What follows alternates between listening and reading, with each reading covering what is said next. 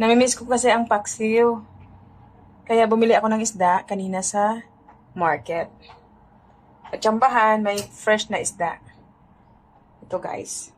Tapos, slice tayo ng ginger. Para gawin nating sahig dyan. Kasi, bakit may sahig? Kasi po, yung kaldero ay manipis. Kapag diniretso natin dyan ang isda po ay tiyak na masusunog. So, gawa natin ng sahig. Lagyan natin ng sahig. Ito yung sahig niya. Ginger. Yung ginger po, guys, bibigay po yan ng panlasa. Napakasarap ng paksiw kapag maraming ginger. If hindi mo na-try, you can try it now. I guarantee you guys, it's really delicious. Yummy. Mauubos ang isang kaldero mong kanin kapag ganito na paksiw ang gagawin mo. Okay? Watch out! So, itong isda guys, minarinate ko na siya. Minarinate ko na siya sa asin kanina. Nilinis ko siya. Tapos, minarinate ko siya. Binabad ko siya ng asin. Tapos, ganyan. Dandahan natin. Yan. Dapat, i-arrange natin guys para magkasya. Bakit ko pinutol? Pinutol ko pala guys kasi may isang dosina akong anak every Sunday. So, ganito ang gagawin ng nanay. Okay?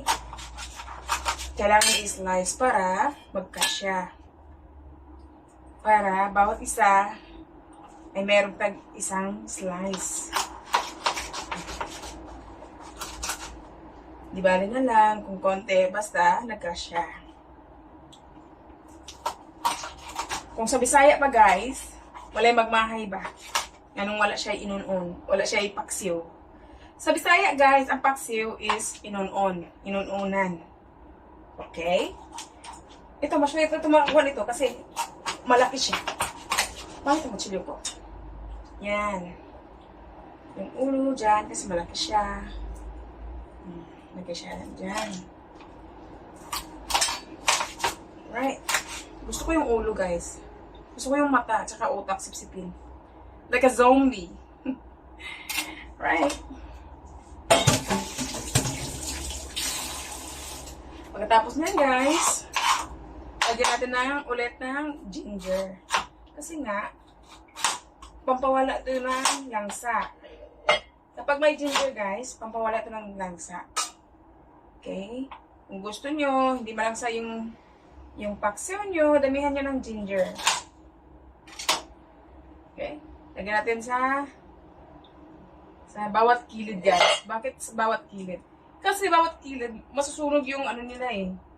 Yung skin ng isda eh. Masusunog siya, tapos may iba yung lasa. So, lagyan natin ng ginger bawat gilid, okay? And then, para hindi siya masunog dito guys, okay?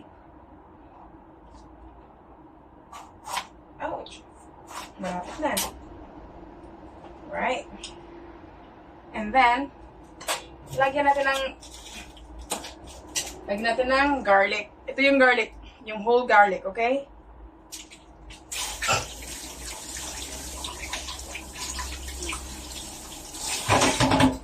Tapos, tikin natin. Habang naglilinis ako, may ginagawa dun sa kwarto, isasalang ko na siya just in low fire, guys. Low fire lang kasi madudurog siya kapag malakas yung apoy. So, kailangan natin ng low fire para hindi masusunog yung isda at saka hindi maubos yung sauce.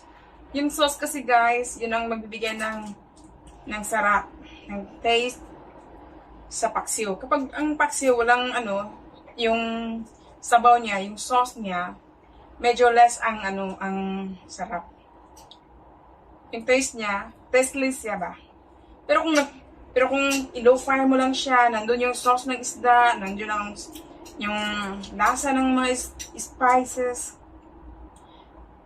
Tapos, araw-araw mo pa siya iniinit, pinapainit ng low fire. Ay, napakasarap guys. You try it now if you don't try it yet. Okay, so lagyan, kasi dyan natin nilagay yung suka.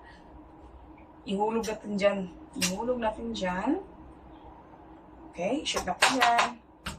Okay. Ganito karami yung guys, ganito karami yung garlic. Kasi, masarap siya kapag maraming garlic. Garlic at saka ginger. Okay? And so guys, dapat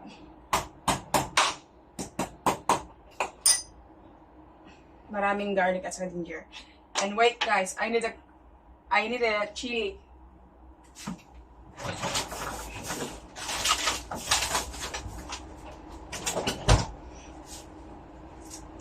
Right? A few more.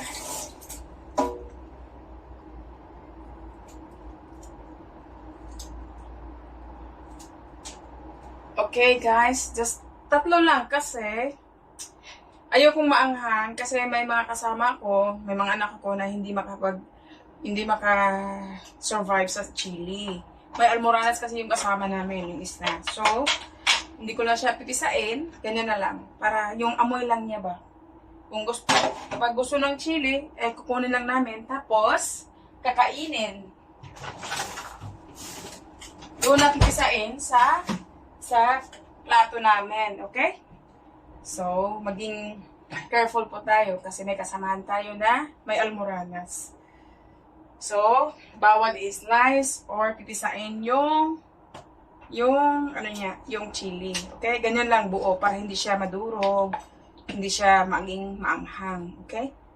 Tapos, lagyan natin ng suka.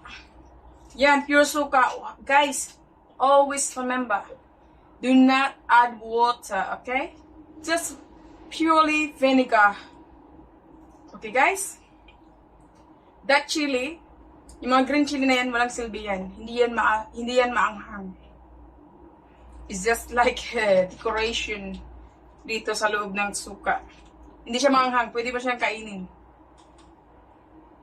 Yung red chili, yan talaga ang maanghang.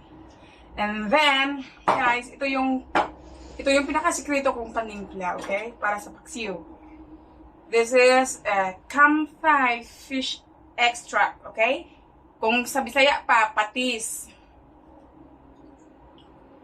Mali siyang patis, guys.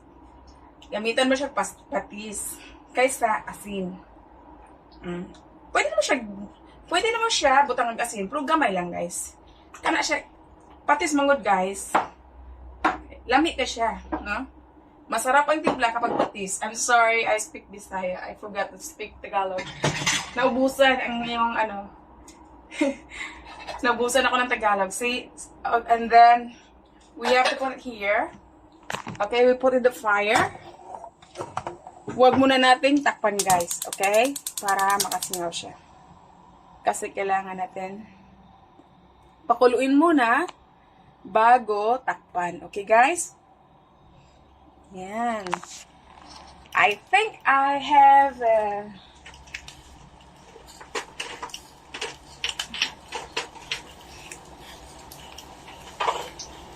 if you have a black pepper, I added black pepper, guys, para mas masarap siya, mabango.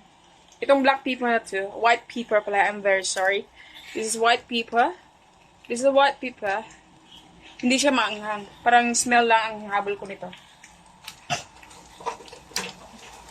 Okay. At hinahanap ko yung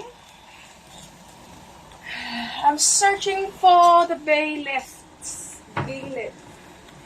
Yung dahon ng paminta, guys. Bakit nga ba may dahon ng paminta yung paksiw? Kasi nga, guys, kapag may dahon ng paminta, masarap yung paksiw. Mabango siya. Kapag may bay leaf yung dahong paminta. But I cannot find it here.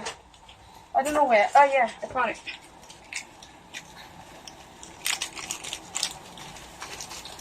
Can I find it? I found Okay? Lagyan ko lang ng kunti, guys. Okay?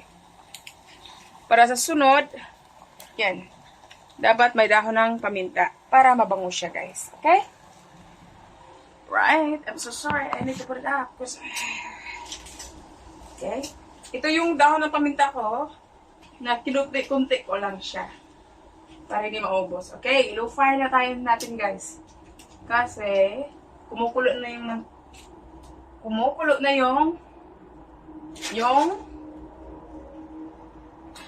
yung suka sa ilalim. Alright? Add more suka. This is suka. This is suka in Bisaya. Okay? Dato puti. Yung mayaman na suka. Dato. It's a vinegar. Okay? Add more vinegar. Add more vinegar. Okay? And then make sure the fire is very low, guys. Okay? You can cook it in 30 minutes, and the next day again, you have to reheat this one for 5 to 10 minutes until on Sunday, the result is really, really yummy. Pwede mong makain yung tinik niya. Lahat pwede makain. Taran, check the fire. You see? Ganyan lang po hina yung fire. Huwag mong i-high fire kasi masusunog siya, maubos yung sauce. Mawala yung lahat na timpla. Masunog yung timpla ba?